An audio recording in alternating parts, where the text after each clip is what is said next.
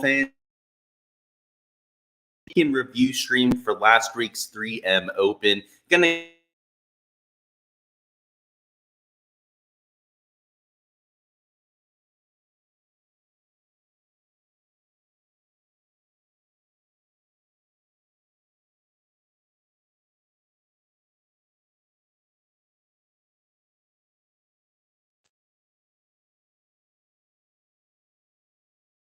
stream. Let's see if I fixed it. Let's hopefully. Yeah, looks like we did. For some reason, my mic looks like it's dying, so might be buying a new mic today before we go out there and do the course breakdown. But yeah, let's go out there and learn a thing or two about this week. So if you've got a lineup you want reviewed, just throw that down in chat at any point. If you're in the community contest, even better. I can look at your lineup that way. But even if you aren't, feel free to go ahead, throw your 6 players down there in chat, and we'll go ahead and give you some feedback. So while we go ahead and let everyone filter into chat here, let me go ahead and share my screen and go through some of my lineups for this week. So we'll start with a look at my community contest lineup, which was utter dog shit. So we can start with a little bit of tilting, maybe a little bit of screwing me over on my part. So Nick is here, new mic season. Yeah, I think I need one. It's not even the mic, it's the cord that I think needs replaced. But yeah, a new mic, one that looks cooler, maybe one that has a little stand going, might do the trick, right? It could be like one of those professional YouTubers that has that like little mic coming in from the top right up here that we can use. That'd be pretty cool. Yeah, we'll look at your lineup there too, Nick. Absolutely. Welcome on in. It's early for me. I woke up less than an hour ago, so I'm still waking up. Roast yours, Clay. You got it. Not sure what place. We'll find you. Hey, I finished in 49th, so but 49th out of 72. So I definitely didn't do much better. All right, so we're going to get to my 150 max lineups here in a little bit, but they didn't do much better than this. It was an atrocious week when it comes to my main slate stuff. Luckily, we made money for props. Luckily, we made money on Showdown to offset it. In fact, we did just have a slightly profitable week overall. But yeah, the main slate stuff did not go well. I mean, Sanjay missed the cut, and he was in the good wave, right? I took chances on guys like a JT in the PM wave. That didn't work out. Austin Eckgoat, even out of the good wave, missed the cut. Guys like Eric Cole that we played, Aaron Rye that played out of the bad cut, right? Played well out of that bad wave. So it was just like opposite week, honestly. Keith Mitchell played well, top 5 finish. Sam Ryder, right? Top 7 finish. But it was a 2 out of 6. I mean, obviously, you're not going to do very well, right? When you have a 2 of 6. Now, let's talk about just the thought process, I suppose, right? Not just go ahead and just roast myself here. But I had some low-owned plays mixed in with some chalk, right? I knew even in this contest that Sanjay M was going to be probably the highest-owned player. I talked him up this week. He was in the good wave. A lot of people in the Discord seemed to really like Sanjay this week too. So that wasn't a surprise. So I kind of expected that ownership to be there. Eckroat, right? We knew he was going to be garnering some ownership. Even JT, right, was moderately owned, right? We knew that he wasn't going to be like single-digit. So I had to mix in a few pivots. For me, that was Keith Mitchell, right? We got it sub 10% ownership. We threw in Sam Ryder, right, who was just 4% owned in this contest.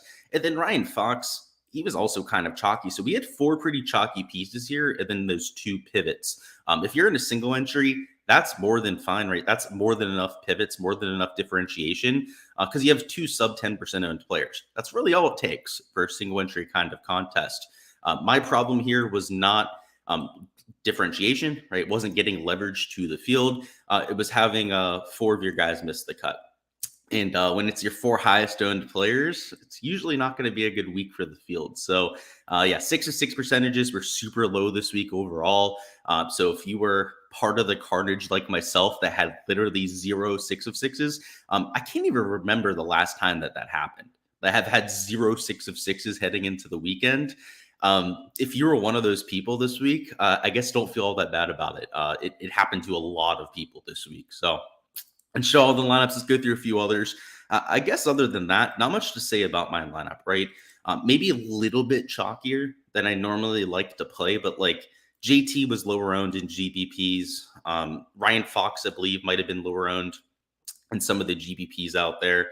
So I don't know if I'm that worried about it. Wait, I did. I was going to say I did have a 6 of 6. my mic was covering the last 2 missed cuts. I was like, wait, I'm kidding. It sucked, but I had one. Nope. Where are we at? Spun Your Wheels Sunday was great, having boots on the ground, getting into the FGWC suite. Yeah, I saw that, dude. Looked like fun. You had some free food there.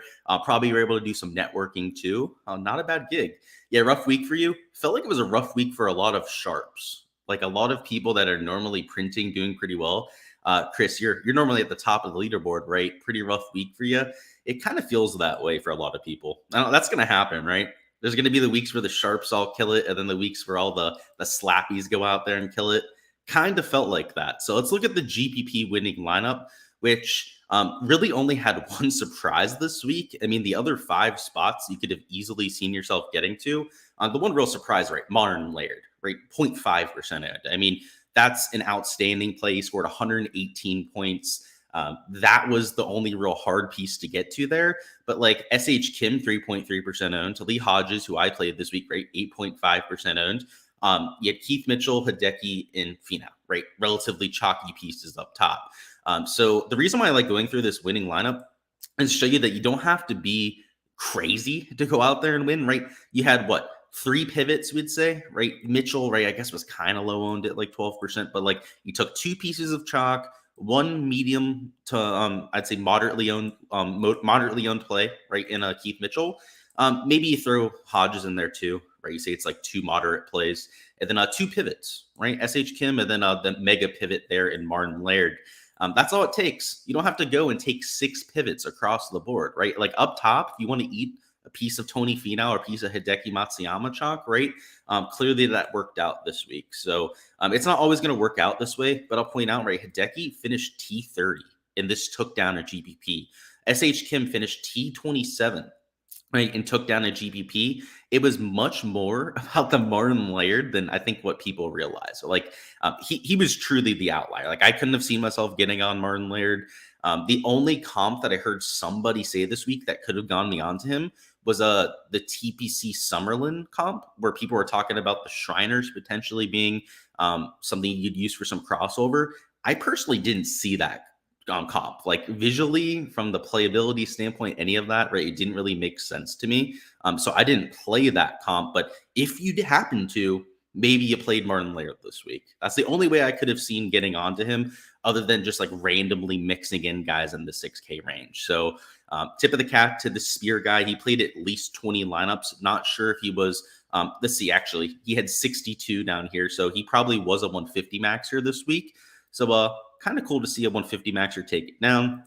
Saramek finished in second with pretty different build, right? No Hideki in there. A little bit more balanced. Had Hostler with his -9 there on Sunday.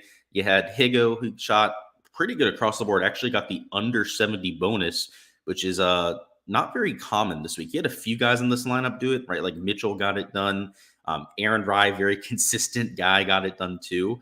But good to see. Nice lineup there. Let's see. JB's 3rd place in the GPP. Another one that had the Finau Hideki combo. So that's interesting. Let's see. How many more Hideki Finau combos do we got? 5th place had one. Let's see. 8th place had one. Another 150 maxer.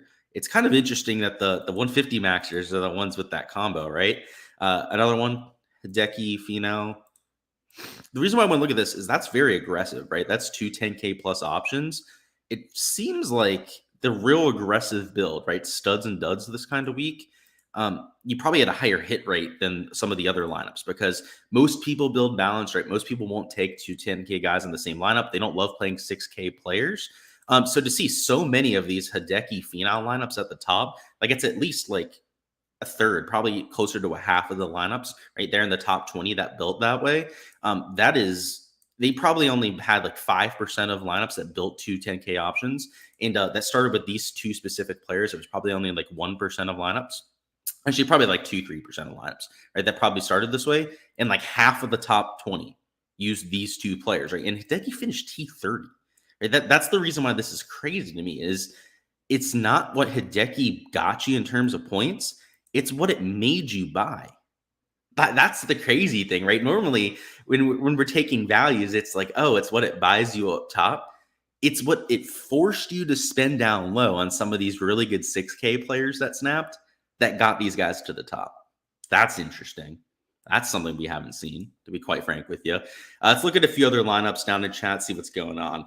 I wanted to point that out for the GBP, though, because when I saw that this week, I was like, finished top 20 in a 4max with the $250. You had 0 Hodges. Yeah, that's gotta say, there's a 4max contest. You don't even have to have near the nuts to take them down, right? Every once in a while, they get somebody that enters a real good lineup, right? And that's real hard to beat there. But yeah, you had 0 Hodges and still did that. We'll take that all day, right? Hodges, honestly, he wasn't like a gimme play this week, but like he made enough sense to get on, right? Like the Martin Laird play, oh boy. That guy was an absolute genius. T20 says, you're a top 10 guy in the community contest. Do you think it was your 6th week in a row? That's pretty impressive. I don't know about that, Swinny. I remember one of the weeks this month, I thought you finished like dead last. You came down in chat. You were talking about that. Maybe it was more than a month ago for all I know. Where were you at? You finished 11th too. So I don't know about the top 10 thing. You finished 11th. Anyways, I get the point. You've been doing good in these contests, right? So you had Fino up there. You had a 5 of 6. So that's good. You took the Eric Cole chalk. You love to see that. I was right there with you, right? Even in the bad wave. 4 of 6. Little Sam Bennett was hiding behind my microphone again. In terms of your chalk versus pivots, this is perfect. Right, you've got the Sam Bennett pivot. Hoagie was enough of a pivot. It's at $7,500. Finau was a little bit chalkier in GPPs. Same thing with, I shouldn't say same thing with Eric Cole. He's actually a little bit lower owned in GPPs. So you had your 3 chalky pieces, your 3 pivots. If you had one more guy make the cut, that's probably an extra 25 to 30 fantasy points right there. And you're probably at least in 3rd place, if not 2nd or 1st. Right, with that sort of lineup. So well executed. I have to say, I wish I took Eric Cole in some of my cash lineups this week. I ended up going with Aaron Rye, which actually worked out a little bit better, but I wish I would have gone Rye Cole, right? I mean, that was how I was envisioning building a lot of lineups going into the week before we got that weather edge. But yeah, the weather edge, I don't know if I feel bad about playing it because it was over a stroke advantage between the 2 waves. Actually, I think it was like a stroke and a half advantage between the 2 waves that they ended up getting. But you did have a lot of those guys, right, in the PM AM wave that still played well, still made the cut, still finished top 10, top 20. It kind of hurt, but it didn't matter. I mean, I had no 6 of 6s, right? It wouldn't have mattered anyways. And that was even playing a stroke and a half wave edge. I had no 6 of 6s because like I played the JT that missed the cut. Gary Woodland, Sunjay M, obviously. I had him in like half my lineups. It was a tough week. But yeah, T20, I like your lineup there. Let's see a few other. You sent the lineup there. Perfect. I'll bring it up here then. Oh, won $1,000?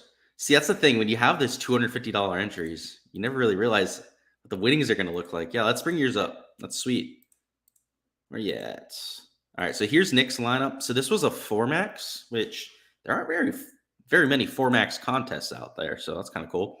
But you had Tony Finau at the top, Matsuyama, Kuchar, Svenny, Wu, and Horschel. So this was for main slate. I was making sure this wasn't like some showdown lineup. So yeah, this is for main slate. You had a 6 of 6, no Hodges, and top 20 finish. You'll take that all day. I mean, look at that Kuchar ownership, right? When you get into some of the higher stakes contests, people turn into little pansies. They don't want to go out there and play low-owned players or risky players whatsoever. So that's when you'll get a Kuchar at like 0.9% ownership. I mean, that's absurd. So first off, I love the Kuch play. The Brandon Wu play, right? He was only 2.48% owned. It's some of those higher dollar contests. It wouldn't surprise me if Wu was like sub 1% owned for the same reason, right? Like people they don't play like risky plays when it comes to their showdown lineups. Svenny, Horschel. The Horschel play I'm okay with. I played him in GPPs this week. I definitely expected him to fold though, so I was kind of surprising how he played it. Then you had the Finau Matsuyama combo. Yeah, honestly, the more and more I think about it, with how top heavy this field was, it might have been the week to do that combination, right? To take those 2 studs up top. You saw all those top end GPP lineups with that same kind of build. The reason why people were, forcing in those two, the reason why I pointed out that a lot of them were 150 maxers is it wasn't them hand building those, right? When somebody builds 150 GPP lineups, they 99.99% of the time are doing so with an optimizer, right? So it's not, and I know you may have clicked these two in, Nick, but I think the thing that's more interesting to me are those GPP lineups that the only reason they were getting to them is because they were using an optimizer, right? I mean, let's be real about it, right? They weren't going to click those two guys in very likely. Oh, bringing up my missions. We don't need to do that.